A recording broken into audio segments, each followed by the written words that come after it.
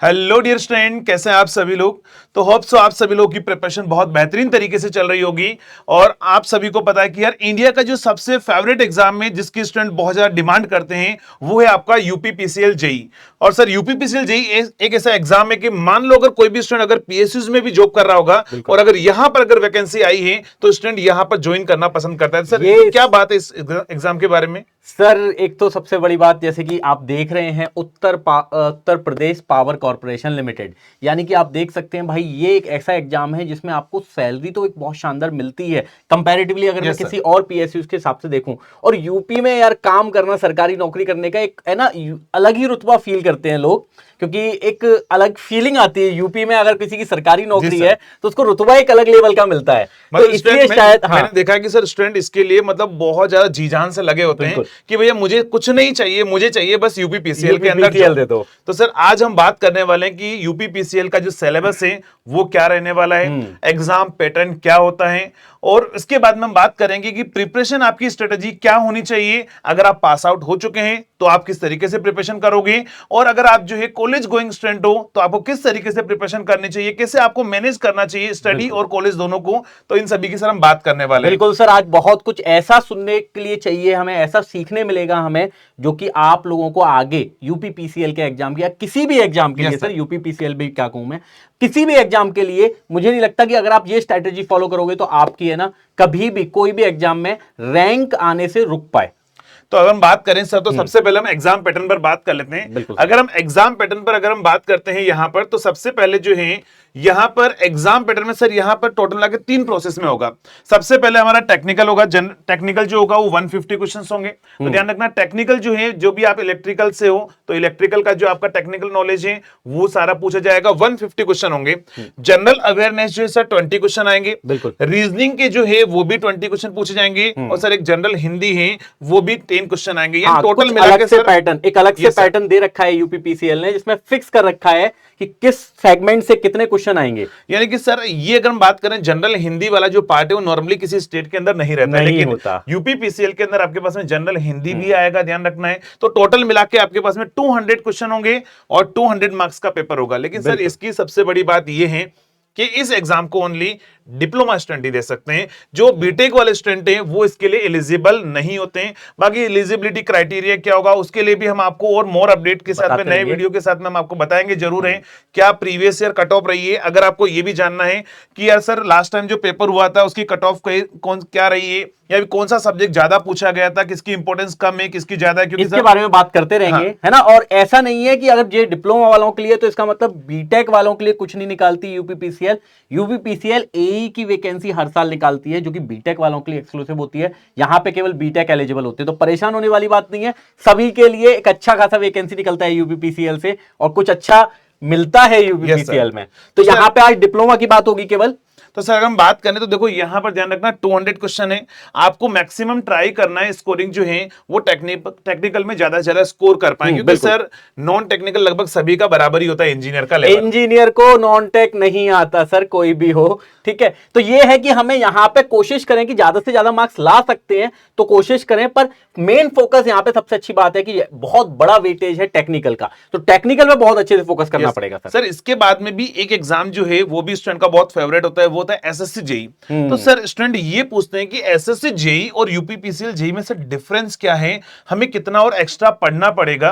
तो सर अगर हम बात करें रीजनिंग वाले पार्ट की, तो रीजनिंग एसएससी जेई में 50 मार्क्स का आता है, यहाँ 20 मार्क्स का आ रहा है, लेकिन सिलेबस लगभग सेम है। यानी कि अगर आपने एसएससी जेई की प्रिपरेशन की है तो आपको रीजनिंग अलग से पढ़ने की रिक्वायरमेंट नहीं है। अगर हम जनरल अवेयरनेस में बात करें तो यहां पर भी सर वही है, फिजिक्स केमिस्ट्री है आपके पास में, हिस्ट्री है, ज्योग्राफी है, पॉलिटी है, करंट अफेयर्स है, लाइफ साइंस है, एनवायरमेंटल है, मतलब सारी चीजें वही करेंगे। वो तो अभी एक एक करके सारे सब्जेक्ट की बात करेंगे हम लोग, है ना। तो यहां पर जो है अगर आप पैटर्न देखोगे तो थोड़ा बहुत डिफरेंस होगा, बट सर टेक्निकल में थोड़ा सा मेजर डिफरेंस है। वो डिफरेंस क्या है तो वो हम सिलेबस के थ्रू जो है वो जानते हैं। बिल्कुल बिल्कुल। अगर हम बात करें सिलेबस में तो सर एक बार स्टूडेंट को थोड़ा सा आप सिलेबस के बारे में बताइए। सिलेबस देख लो एक बार, तो आप देखेंगे अगर सिलेबस तो आपको दिखेगा कि यार कोई, मैं अगर जूनियर इंजीनियर एसएससी जेई की भी तैयारी कर रहा हूं तो ले दे के यही सब्जेक्ट मुझे पढ़ने हैं, है ना। तो यहां पे एक एक करके सब्जेक्ट बताता चलता हूं। जैसे कि आपको मालूम है कि इलेक्ट्रिकल के हमारे पास जो महान है ना फैकल्टी सुरेश सर हैं पहले से ही, जो कि पावर सिस्टम पढ़ाते हैं, तो यहां पे बहुत मैटर करेगा सुरेश सर की क्लास, क्योंकि मेन सब्जेक्ट है मशीन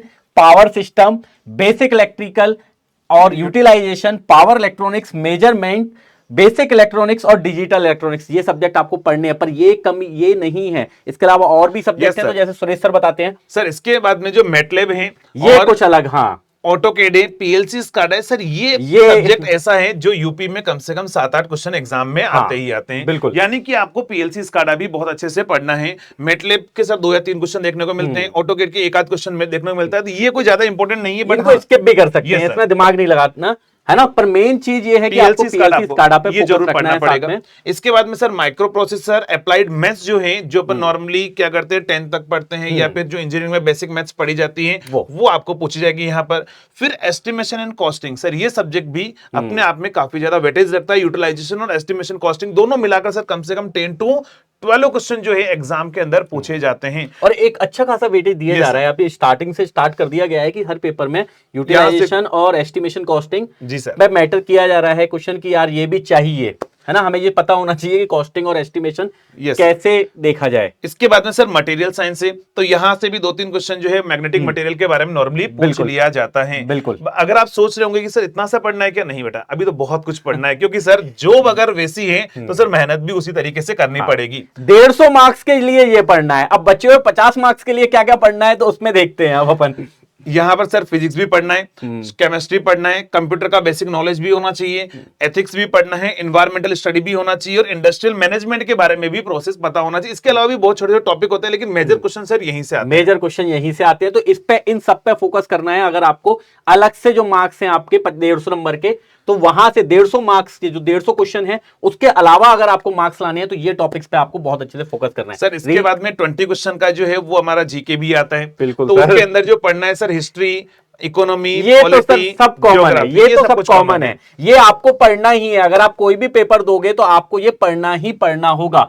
साथ में current affairs, Indian culture, Indian constitutions, ये सर वो चीजें हैं जो हर बच्चे को मेरे हिसाब से आनी भी चाहिए। जनरली हम नॉर्मली क्या है कि एसएससी जेईई में भी स्टूडेंट पढ़ता है, तो ये कोई डिफरेंट नहीं है, मतलब कि अलग से पढ़ने की जरूरत नहीं है। जितना आपने एसएससी जेईई में पढ़ा है प्रिपरेशन में, तो वो इनफ है आपके लिए, वो इनफ है। हम कंफर्टेबल नहीं होते एज ए इंजीनियर, पर ये चीज वो थी जिसको आपको आना चाहिए। इससे आपको सोचने की जो क्षमता होती है, जो आप समाज को देख सकते हो, ये बहुत मैटर करेगा अगर आप इस तरह के सब्जेक्ट पढ़ते हो। तो इसलिए हर गवर्नमेंट सेक्टर कोशिश करता है आज की डेट में कि इस तरह के सब्जेक्ट भी दिए जाएं। सर रीजनिंग का जो सिलेबस है क्या रहने वाला है? रीजनिंग के लिए तो सर वही चीजें खतरनाक चीजें।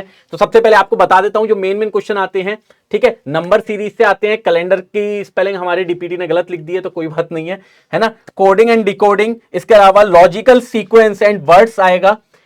साथ में डायरेक्शन वाले क्वेश्चन आएंगे, ये एक बहुत अच्छे क्वेश्चन होते हैं, इसमें देख के रहना, ठीक है। इसके अलावा mathematical operation, ranking and time sequence, alpha numerical puzzles भी आएंगी। तो पजल्स आप लोग यार इतने तो टैलेंटेड हैं हम लोग, है ना, बचपन से खेल रहे हैं तभी तो मैथ्स लिया है, तो पजल की कोई टेंशन नहीं है। क्लॉक देखना आती है, वहां पे लगी होगी, सॉल्व कर लेंगे।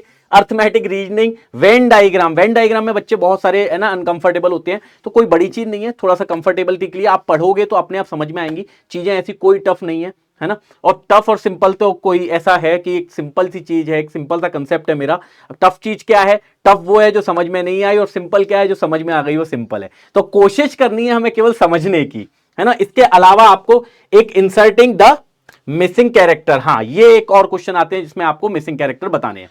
सर शेड्यूल के बारे में भी बात कर लेते हैं, ये बहुत जरूरी है, क्योंकि सर अगर इसके सिलेबस को देखकर बात करें तो यहाँ पर 1 या 2 घंटे की स्टडी से काम नहीं चलने वाला है, क्योंकि इतना सारा सिलेबस है। तो उसी के अकॉर्डिंग जो है सर हमने एक शेड्यूल बनाया है, एक अपनी तरफ से शेड्यूल दिया हुआ है कि अगर आप इस शेड्यूल को अगर आप कंफर्टेबल हैं तो आप इसको फॉलो कर सकते हैं। बिल्कुल। तो देखो मिनिमम आपको जो 6 to 8 आवर्स सर कम से कम देने पड़ेंगे। मेरे अकॉर्डिंग जो सिलेबस टेक्निकल भी बड़ा है एसएससी के कंपैरिजन में, चाहे नॉन टेक्निकल की बात करें, जनरल हिंदी आपको पढ़ना है तो आपके पास में क्या है, थोड़ा टाइम आपको देना पड़ेगा। तो आप ट्राई करें कि मॉर्निंग में कम से कम 2 to 3 आवर आप टेक्निकल को दें, और मैक्सिमम ट्राई करें अर्ली मॉर्निंग पढ़ना। वैसे जो आपको कंफर्टेबल लगता है लेट नाइट पढ़ना तो भी आप फॉलो कर सकते हैं। ये आपके ऊपर है, ये आप लोगों के ऊपर है कि आपका एक पैटर्न होना चाहिए। है ना। कुछ लोग ऐसा होता है Yes, सर sir. कि नाइट वाले होते हैं, कुछ मॉर्निंग वाले होते हैं। हम और सुरेश सर बिल्कुल अलग अलग हैं। जैसे कि सुरेश सर है ना मॉर्निंग पर्सन है, वो Yes, sir. सुबह पढ़ना पसंद करते हैं, जबकि मैं रात को पढ़ना पसंद करता हूँ। मुझसे 3 बजे तक कहोगे मैं 3 बजे तक पढ़ लूंगा, मुझसे कोई कहा मॉर्निंग में पढ़ो, मैं नहीं पढ़ पाऊंगा। तो ये आपके ऊपर है कि आपको किस तरह फॉलो करना है, पर टाइम ड्यूरेशन मेंटेन करके रखें कि आपको पढ़ना कौन सा सब्जेक्ट कितने घंटे है, ठीक है। और उसकी बात हो रही है, तो एक बार सुरेश सर बताइए please. Sir technical 2 to 3 hour कम से कम देना पड़ेगा मॉर्निंग अगर दे रहे हो तो आप, और रीजनिंग जो है वो 1 आवर कम से कम देना पड़ेगा, क्योंकि 20 मार्क्स की रीजनिंग आएगी। बहुत जरूरी। प्लस इवनिंग में अगर आपको बात करें तो यहाँ पर 2 आवर्स आप कम से कम इवनिंग में आप दीजिए। और यहाँ पर जनरल साइंस जो है टेक्निकल को ही देना है 2 आवर का, क्योंकि टेक्निकल सर सिलेबस ज्यादा है। हाँ। अगर टेक्निकल का इतना बड़ा सिलेबस है इसीलिए यानी 4 to 5 आवर्स आपको पर डे टेक्निकल को देना पड़ेगा। अगर सिलेक्शन चाहिए तो रोज 5 घंटे, 4 से 5 घंटे आपको टेक्निकल में सेल्फ करनी पड़ेगी। Yes sir. और टेक्निकल से परेशान होते रहोगे बीच बीच में, क्योंकि 5 घंटे 3 घंटे ये एक इतना बड़ा टाइम होता है कि हम लोग है ना आउट ऑफ द माइंड होने लगता है, हमारा माइंड ही काम करना बंद होने लगता है, और क्या कहते हैं बाउंसर होने लगती हैं बहुत सारी चीजें। तो उस समय पे आप ये करें, अपने सब्जेक्ट को चेंज करने की कोशिश करें कि हमने 2 घंटे टेक्निकल पढ़ लिया, फिर रीजनिंग ले लिया। सर मॉर्निंग जैसे मान लो अगर हम कुछ सब्जेक्ट पढ़ रहे हैं तो मॉर्निंग में एक टफ सब्जेक्ट रखूं और सर इवनिंग में साथ में इजी सब्जेक्ट रखो, ताकि क्या होगा कि बैलेंस बनता रहेगा। बैलेंस बनाना बहुत ज्यादा जरूरी। और पता लगा कि आपने मॉर्निंग में मशीन स्टार्ट कर दिया और इवनिंग में पावर सिस्टम, तो दोनों में ही सैचुरेट हो गए। बिल्कुल। तो ऐसा काम नहीं करना है। आप जो है मॉर्निंग में अगर मान लो मशीन पढ़ रहे हो, इवनिंग में आप डिजिटल या बेसिक इलेक्ट्रिकल भी आप ले सकते हो, क्योंकि नेटवर्क सॉल्व करना है आराम से, बहुत मजा आता है, बहुत मजा आता है ना। तो आप ये कर सकते हो, अपने टाइम को मेंटेन इस तरह कर सकते हो कि जब आप एक बड़े सब्जेक्ट से परेशान होने लगो कि यार 2-2.5 घंटे हो गए, अब थक रहा हूं मैं, तो दूसरा एक न्यूमेरिकल टाइप का सब्जेक्ट साथ में लेके चलो, जिसके आप क्वेश्चन लगाओगे तो आपको एक अच्छी एनर्जी आएगी, एक अच्छा पॉजिटिविटी आएगी कि हम लोग सॉल्व कर पा रहे हैं। सर हमारे पास में एक्चुअली हमारे अशोका बैच भी चल रहे हैं, 24 भी चल रहा है, भी जस्ट लॉन्च भी हुआ है, और भी बहुत सारे बैचेस आने वाले हैं जो इस पूरे एग्जाम का जितना भी सिलेबस है सर वो पूरा कवर करते हैं। बिल्कुल कवर होगा। बट सर हमारे जो स्टूडेंट है वो कॉलेज गोइंग स्टूडेंट भी हैं और पास आउट स्टूडेंट भी हैं। तो बहुत सारे स्टूडेंट मुझे क्लास में बोलते हैं कि सर हम कॉलेज के साथ में कैसे प्रिपरेशन करें, या पास आउट अगर हम हो चुके हैं, अब हम पूरे दिन में फ्री हैं, हम कैसे प्रिपरेशन करें। तो थोड़ा सा इसके बारे में जो है आप डेफिनेटली सर, तो इसकी प्लानिंग क्या रहनी चाहिए? एक बार सर आप पास आउट वाले बच्चों को बताएं। जी सर, अगर आप पास आउट हो चुके हैं, ध्यान रखना, अगर आप जो है कॉलेज से फ्री हो गए, आपका सारा डिप्लोमा डिग्री जो भी आपका खत्म हो चुका है, लेकिन ध्यान रखना इस एग्जाम में जो डिप्लोमा स्टूडेंट है वो अलाउ रहते हैं, लेकिन यूपीपीसीएल एई के अंदर डिग्री वाले जो है वो अलाउ रहते हैं। तो आप क्या कर सकते हो, अगर आप पास आउट हो तो सबसे पहले जो है आप जो हमारे इंजीनियर्स वाला की जो क्लासेस हैं आप क्या करो, उनको रेगुलरली फॉलो करो, या फिर आप अपना जो भी टेक्निकल सब्जेक्ट आप पढ़ रहे हो, आपने पहले से अगर पढ़ा हुआ है तो बस कंटिन्यूअसली उनको रिवाइज जरूर करना है नोट्स को। लेकिन ओनली थ्योरी पढ़ने से काम नहीं चलेगा, आपको साथ में क्वेश्चन प्रैक्टिस भी करना पड़ेगा। उसके लिए क्या कर सकते हैं आप, डीपीपी जो है, डीपीपी मतलब होता है डेली प्रैक्टिस प्रॉब्लम, जो है वो आपको करना ही है। प्लस सर एग्जाम की अगर मैं बात करूं ना, तो एग्जाम पैटर्न में हमें पता कब लगेगा कि एग्जाम टफ आता है या एग्जाम में कहां से क्वेश्चन ज्यादा आते हैं, वो पता लगेगा सर पीवाईक्यू से। तो यानी कि किसी भी एग्जाम को अगर आपको समझना है ना, तो पीवाईक्यू लगाना भी सर बहुत ज्यादा जरूरी है sir. One of the most important question होते हैं ये, जो कि आपको लगाने की बहुत ज्यादा जरूरत होगी अगर आप कोई भी एग्जाम एई का निकालना चाहते हो तो। यानी कि अगर आप मान लो आप सुबह जो भी रिवीजन कर रहे हो, तो आप क्या करो, वहां पर फिक्स से हाफ एन आवर आप या 1 आवर आप डिसाइड कर लो कि मुझे जो टॉपिक मैंने पढ़ा है सर उसका मुझे पीवाईक्यू करने ही करने हैं। उसके बाद में सर जो यहाँ पर revise more on no class day, मतलब मान लो अगर आपकी कोई क्लास नहीं है, ठीक है, मान लो अगर आप प्रिपरेशन कर रहे हैं, अगर आप पढ़ाई कर रहे हैं, जैसे मान लो अगर आपने कोई भी बैच ज्वाइन कर रखा है, आप प्रिपरेशन कर रहे हो, मान लो अगर आपकी किसी दिन कोई क्लास नहीं होती, तो सर उस दिन हमें जो थोड़ा सा ज्यादा टाइम देना पड़ेगा रिवीजन। बिल्कुल बिल्कुल, ये बहुत जरूरी है। आप जॉब नहीं कर रहे हो कि सर 6 दिन परेशान हो गया हूं, अब 1 दिन की छुट्टी चाहिए। 6 दिन हमको पढ़ाई करनी है और 7वें दिन उसका रिवीजन करना है। साथ में वहां पे वो एक्स्ट्रा एफर्ट मैटर करेगा कि हम कितनी जल्दी अपने सिलेबस को खत्म कर सकते हैं, क्योंकि कंपटीशन आपका आपस में है ना, एब्सोल्यूट कंपटीशन नहीं है कि मैं 100 में से 70 नंबर ले आया मैं पास हो गया, ये कॉलेज तक है। अब हमें सबसे आगे रहना है, और सबसे आगे रहने का सबसे बड़ा रीजन ये होता है कि हम जो टाइम है, जो एक्स्ट्रा टाइम है, हम उसको कैसे यूटिलाइज कर रहे हैं।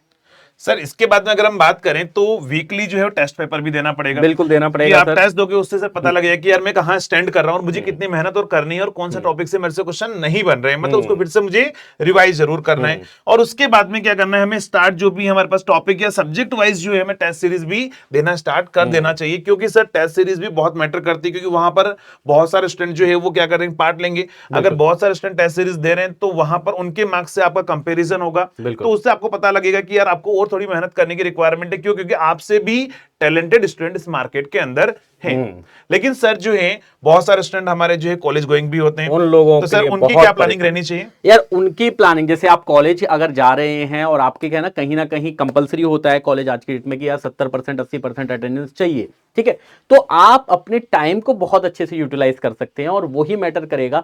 सबसे बड़ी बात ये होती है कि हमारे पास मोटिवेशन बहुत होता है। जब हम पास हो जाते हैं तो हमारे पास एक टेंशन होती है कि मैं एक साल ड्रॉप कर रहा हूं, और उस साल के ड्रॉप का जो डिमोटिवेशन होता है वो बहुत ज्यादा होता है, और उसकी वजह से हम क्या होते हैं, थोड़े से टेंशन में रहते हैं। पर ये बहुत ज्यादा मोटिवेटेड रहते हैं वो बच्चे जो कि आप कॉलेज के साथ में प्रिपेयर कर रहे हो, क्योंकि उनको पता है कि हम फाइनल ईयर पास आउट होंगे और उसके साथ में हमारी जॉब लग जाएगी अगर हम अच्छे से पढ़ाई करेंगे। तो मोटिवेशन बहुत ज्यादा रहता है। पर इसके साथ में आपको करना क्या क्या होगा कॉलेज गोइंग वाले बच्चों के लिए, तो अगर आप कॉलेज जा रहे हैं तो कोशिश करें सबसे पहले तो, एक सेकंड, अगर आप कॉलेज जा रहे हैं तो सबसे पहले यह कोशिश करें कि आप लोगों को जो भी आपका टाइम होता है ट्रैवलिंग टाइम, उस टाइम पे या तो आप अपने शॉर्ट नोट्स अपने पास रखें। शॉर्ट नोट्स यानी कि एक टारगेट फिक्स करके चलें कि आज मैं जब कॉलेज जाऊंगा तो इसके बाद मैं क्या करूंगा कि मुझे इतने पेज इतने सिलेबस को रिवाइज करना है, इतने अपने शॉर्ट नोट्स बना के रखेंगे कि उन्हें मुझे रिवाइज करना है, ठीक है। एक तो ये टारगेट लेके चलें, प्लस जो आपका फ्री टाइम होता है, जैसे कि आप लोग कैंटीन में भी बैठते होंगे, ऐसा तो होता नहीं है ना कि पूरे दिन कॉलेज में ही बैठे हैं,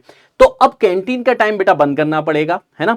कुछ सुकून वाले चेहरों को देखना बंद करना पड़ेगा कुछ टाइम तक, ठीक है। और उसके बाद आपको करना क्या है, उस समय पे आपको कोशिश करनी है कि या तो आप अपनी टेस्ट सीरीज लगाएं या फिर आप अपने मॉक टेस्ट लगाएं, जैसे पीवाईक्यूज होते हैं। पीवाईक्यूज अगर आप ऑनलाइन लगा रहे हैं तो ऑनलाइन बहुत अच्छी बात है, उसके लिए तो आपको मोबाइल चाहिए केवल, तो आप पीडब्ल्यू की साइट पे आके लगा सकते हो अपना, ठीक है। पर इसके अलावा अगर आप ये चाहते हो कि नहीं सर यार मैं ना मोबाइल हमारे कॉलेज में अलाउड नहीं होता या यूज करने नहीं देते, तो इस टाइम पे आप क्या कर सकते हो कि आपकी जो है ना ऑफलाइन की, जैसे हमारी एक मॉक टेस्ट की पूरी एक बुक है सर, Yes, ठीक है, तो इस तरह के मॉक टेस्ट लेके अब उसको संभाल के नहीं रखना जिंदगी भर, ठीक है। एक तो बच्चों की दिक्कत क्या होती है ना कि कोई भी बुक खरीदते हैं बस तो वो ले उसको जाकर सजा के रख हैं। देते Yes, हैं, sir. तो सजा के नहीं रखना उसको, कोशिश करो उसके 6-6 पेज फाड़ लो, ठीक है। सर, ये बहुत अजीब चीज बता रहा हूं मैं, Yes, sir. 4-4 6-6 पेज, जैसे 2 मॉक टेस्ट के पेज फाड़ लिए, क्योंकि जिंदगी भर तो बनानी नहीं है उसको, है ना, एक साल में सिलेक्शन लेना है, उस बुक का आप कोई काम नहीं है, तो उसके 4 पेज फाड़ के इसको लेके जाओ जेब में रख के, और जहां फ्री हो वहां पे टिक लगाना शुरू कर दो, ठीक ये है। सर, ये सर आपने बहुत अच्छा आइडिया बताया कि नॉर्मली हम भी यही फॉलो करते थे जब मैं प्रिपरेशन करता था कि जो पीवाईक्यू बुक है उसके 3-4 पन्ने निकाल दिए। जिंदगी नहीं निकालनी उस बुक के साथ, ये समझना बहुत टारगेट ये जरूरी रहता है। था कि पूरे दिन भर में उसको कवर करना ही करना है, कैसे न कैसे करके 4 पन्ने खत्म करने हैं। लेकिन सर अगर वो बुक बड़ी रहेगी ना तो एक्चुअली एक तो उस बुक को देख देख के डिमोटिवेशन आएगा, यार मैं कितनी बड़ी बुक कब लगाऊंगा। मेरा टारगेट Yes, फिक्स sir. होना चाहिए कि मेरे को आज 100 क्वेश्चन घर पे, अगर मैं कॉलेज गया हूं तो ये मैं 6 पेज लेके जा रहा हूं या 8 पेज लेके जा रहा हूं, या 8 पेज के क्वेश्चन मुझे लगा के घर आने हैं, है ना। सर, और वो 8 पेज ही अगर मैं लेके जाऊंगा Yes, sir. मेरे जेब में रखे रहेंगे। दिक्कत ये होती है हम बुक लेके चले हैं, बैग कहीं भूल गए, कहीं रख दिया, Yes, sir. तो ये बहुत ज्यादा मैटर करता है कि वो 6 पेज मेरे आज जेब में रखे हो, कहीं भी फ्री हुआ वहां 4 क्वेश्चन और लगा लिए कि चल यार इसको यानी कि कर सर लेते ने हैं। बहुत अच्छी बात बताई है कि आप अपनी बुक को जो है ना वो टॉपिक वाइज सेगमेंट में आप डिवाइड कर लो और उनको पिन अप कर लो, और डेली जो क्या करना है आप उसको लेकर जाओ, आप अपना रिवीजन करो, जितने पन्ने कंप्लीट हो गए उनकी अलग से फाइल आप जो उसमें स्टोर करते जाओ। लेकिन सर एक और चीज होती है, सर कॉलेज अगर जा रहा है स्टूडेंट तो उनको तो असाइनमेंट वर्क भी मिलता है, सर प्रोजेक्ट का काम भी मिलता है। अब वो घर पे आकर क्लासेस ले या फिर असाइनमेंट करे, तो सब कैसे मैनेज करना चाहिए दोनों चीजों? ये बहुत जरूरी। देखो सबसे पहले तो जो कॉलेज के असाइनमेंट और सब या क्या कहते हैं आपकी जो भी लैब्स होती हैं, ठीक है, इनके काम आपके पास एक सफिशिएंट टाइम होता है कॉलेज में ही इसके लिए कि आप उसको कंप्लीट कर सको, ठीक है। तो उसमें आपको परेशान होने वाली बात नहीं है, क्योंकि मैंने भी अपनी इंजीनियरिंग की है, सर ने भी की है, ये सबको पता है कि है ना कॉलेज में इतना टाइम मिलता है, अगर मैं देखूं तो एफिशिएंसी 10% 15% भी नहीं सर होती है वैसे तो मुझे पता है कि अगर मान लो असाइनमेंट अपने को 5 डेज बाद सबमिट कराना होता है तो तो रात को एक घंटे कॉलेज में 4 दिन तो अपन ऐसे ही निकालते हैं, लास्ट 1 डे में अपन क्या करते हैं बस वो कंप्लीट करते हैं। तो असाइनमेंट और ये वाला जो काम है वो आई थिंक आपके लिए बर्डन नहीं होना चाहिए। आप मैक्सिमम ट्राई कीजिए, सर ने बोला है कि आप कॉलेज में ही उस काम को आप खत्म कीजिए। खत्म करें। और सर मैक्सिमम जो स्टूडेंट है, मान लो कि हमने 6 to 8 आवर बोला है, बट कॉलेज वाला स्टूडेंट जो 10 to 5 कॉलेज में रहेगा, अब वो 6 to 8 आवर नहीं दे पाएगा, तो उसको कुछ अल्टरनेट और कुछ काम करना चाहिए, जैसे मान लो कि किस दिन क्लास नहीं हो। तो इसके लिए ना ये सबसे पहले तो देखो अपने जो भी सर ने जैसे टास्क बताया था कि डीपीपी सॉल्व करनी है, सर एक सेकेंड, हाँ डीपीपी सॉल्व करनी है, पीवाईक्यू सॉल्व करनी है, कोशिश करो कि ये तो कॉलेज में खत्म हो जाए, ठीक है। अब बची बात सेल्फ स्टडी की, तो सेल्फ स्टडी के लिए बेटा एक तो आपके पास रात का और इवनिंग का टाइम होगा जो कि आपको बहुत अच्छे से यूटिलाइज करना पड़ेगा, ठीक है, क्योंकि आप कॉलेज भी जा रहे हो और साथ में पढ़ाई भी कर रहे हो, तो थोड़ा टाइम कम रखो बेशक पढ़ाई का, यानी कि सर ने जैसे बोला कि 5 घंटे टेक्निकल पढ़ना है तो 3 घंटे सफिशियंट है, ठीक है, 3 घंटे पर 2, है ना, अपना टाइम, सोने का टाइम फिक्स करो, जगने का टाइम फिक्स करो। सर अगर दूसरी बात, एक जो वीकेंड आते हैं, यस सर, एक जो वीकेंड्स आते हैं वो आपके लिए बहुत ज्यादा मैटर करेंगे। जो छुट्टी वाला दिन है वो आपका बहुत ज्यादा मैटर करेगा। तो वहां पे आपको बहुत ज्यादा फोकस करना है कि कैसे आपको वो दिन को यूटिलाइज करना है। ये सर, मतलब अगर मान लो किसी दिन संडे या कोई भी अगर फंक्शन जो मतलब फेस्टिवल भी आ रहा है, वहां छुट्टी रहती है, तो उस दिन जो है मैक्सिमम आप ट्राई कीजिए कि उस दिन जो आपका जो भी बैकअप क्लासेस रह गई है, जो भी आपने अभी तक नहीं पढ़ा है, उसको आप उस दिन कवर कीजिए ना, क्योंकि वो भी आपका जो दिन रहेगा ना, वो आपके लिए ज्यादा इंपॉर्टेंट रहेगा जो कॉलेज गोइंग स्टूडेंट है। क्योंकि देखो,